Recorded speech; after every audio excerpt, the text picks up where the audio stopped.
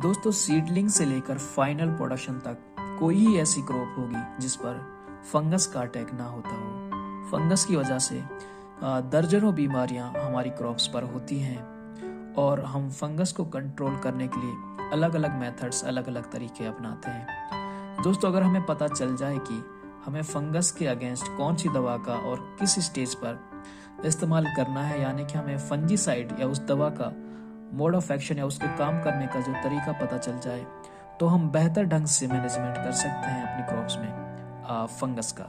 तो दोस्तों इसी कड़ी में हमने आज इस वीडियो में, जो एक एजुकेशनल वीडियो है, मैनकोजेब जो एक काफ़ी पॉपुलर फंजीसाइड है जो आमतौर पर हम यूज करते हैं क्रॉप्स में फंगस के अगेंस्ट, उसको डिटेल में समझने की कोशिश की है। तो चलिए दोस्तों वीडियो शुरू करते हैं।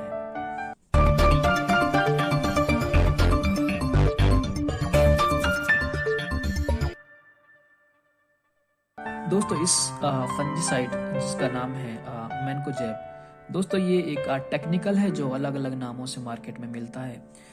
ये एक नॉन सिस्टमिक फंजीसाइड होता है। दोस्तों नॉन सिस्टमिक का मतलब क्या होता है कि ये अगर हम अप्लाई करते हैं अपनी क्रॉप के ऊपर, तो दोस्तों ये सिस्टम यानी कि प्लांट्स के अंदर का जो सिस्टम होता है उसमें कभी नहीं जाता है। ये एक्शन वाली साइट पर ही काम करता है जहाँ पर इसे अप्लाई किया जाता है। और इस तरह के केमिकल्स को कहते हैं कॉन्टैक्ट फंजीसाइड, यानी कि जहां पर हम इसको अप्लाई करेंगे, सपोज करो अगर हम इसे प्लांट की लीव्स के ऊपर अप्लाई करेंगे तो ये लीव्स पर ही काम करेगा, रूट्स में जाकर ये काम नहीं करेगा। अगर हम ड्रेंचिंग की मदद से इसे रूट्स पर भेजते हैं तो ये रूट्स पर ही काम करेगा, लीव्स के ऊपर इसका असर नहीं होगा। इसे कहते हैं दोस्तों नॉन सिस्टमिक कॉन्टैक्ट फंजीसाइड, यानी कि ये प्लांट के सिस्टम में नहीं जाता। पहली बात आपको ये समझनी बेहद जरूरी है, क्योंकि दोस्तों अगर आप चाह रहे हैं कि रूट्स की फंगस को ये कंट्रोल करे, तो इसका अगर आप फोलियर स्प्रे करेंगे तो ये रूट्स पर कभी भी असर नहीं करेगा। आपको ड्रेंचिंग से ही रूट्स पे इसे भेजना पड़ेगा। और डैम्पिंग ऑफ जैसी बीमारियां जो रूट्स से रिलेटेड हैं, जो रूट्स पर ही होती हैं, इसके लिए आपको इसकी ड्रेंचिंग करनी पड़ेगी, ना कि फोलियर स्प्रे। दूसरी चीज दोस्तों, ये मल्टी साइट प्रोटेक्टिव एक्शन इसका होता है, यानी कि अगर ये इसको आप अप्लाई करते हैं तो ये एक से ज्यादा साइट्स पे, यानी कि लीफ पे भी काम कर सकता है, स्टेम पे भी काम कर सकता है, फ्लावर या फ्रूट्स पर भी ये काम कर सकता है। इसलिए दोस्तों इस तरह के जो एक से ज्यादा फंगस के अगेंस्ट ये काम कर सकता है। और इस तरह के फंजीसाइड्स को ब्रॉड स्पेक्ट्रम, यानी कि मल्टीपल फंगस के ऊपर ये असर दिखाता है, उन्हें ब्रॉड स्पेक्ट्रम इन नेचर कहते हैं।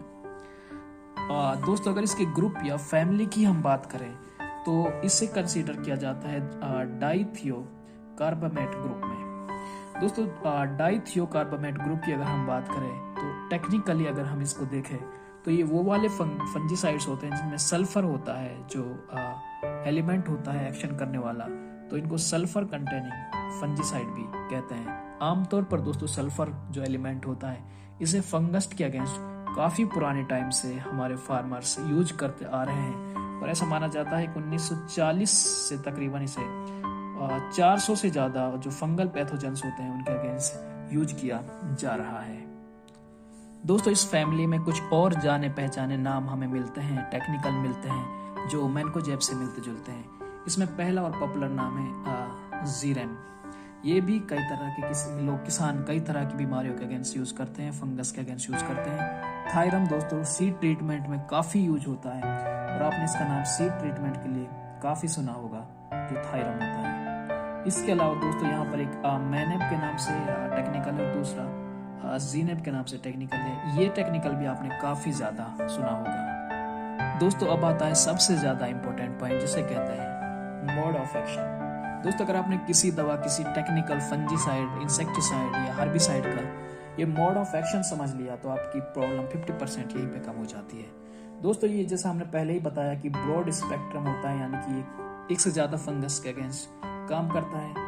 प्रोटेक्टिव एक्शन होता है, यानी कि ये प्रोटेक्शन प्रोवाइड कराता है पहले से फंगस के अगेंस्ट। दूसरा दोस्तों ये फंजी टॉक्सिक बन जाता है जब ईयर के कांटेक्ट में आता है।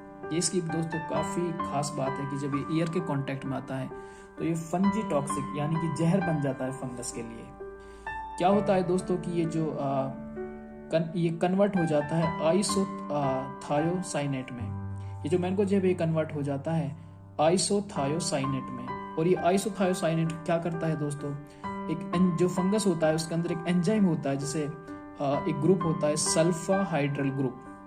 इस ग्रुप के ऊपर जाकर ये दोस्तों एक्ट करता है और फिर यहाँ पर आगे का जो प्रोसेस होता है उसमें दोस्तों क्या होता है कि जो मेटल होता है इसमें सल्फर, ये एक्सचेंज हो जाता है मैनकोजेब और जो एंजाइम होता है उसके बीच। ये जो मेटल है वो ये एक्सचेंज हो जाता है, जिससे क्या होता है कि जो फंगस के अंदर जो एंजाइम है उसकी जो फंक्शनिंग है वो डिस्टर्ब हो जाती है और अल्टीमेटली जो फंगस होता है वो किल यानी कि मर जाता है।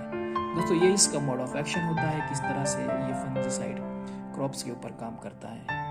तो दोस्तों कुछ जो पॉपुलर ब्रांड्स हमें मार्केट में देखने को मिलते हैं जो आसानी से हमें अवेलेबल हैं और किसान यूज भी करते हैं, तो इसमें साफ यूपीएल कंपनी का एक फंजीसाइड है साफ। ये काफ़ी बड़े स्केल पर यूज किया जाता है मैनकोजेब के लिए।